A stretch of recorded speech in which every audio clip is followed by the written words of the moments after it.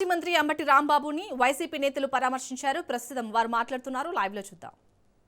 విన్యాసం చేశారంటే ఈ రాష్ట్ర ప్రజలకు ఏం సమాధానం చెప్తారని కూడా చెప్తా ఉన్నాం.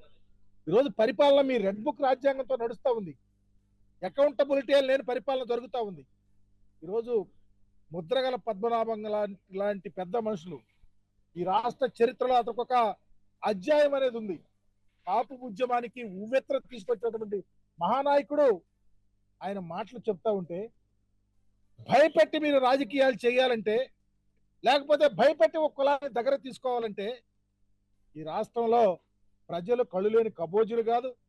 రాంబాబు గారి లాంటి ఉన్నత ఆశయాలు కలిగిన రాజకీయ నాయకుడి మీద దాడి చేయటం అమానుషంగా భావిస్తూ మరలా ఈ రాష్ట్రంలో వైఎస్ఆర్ కాంగ్రెస్ పార్టీ అధికారంలోకి రావాల్సిన పరిస్థితి పూర్తిగా ప్రజలు తెలుసుకుంటా ఉన్నారు.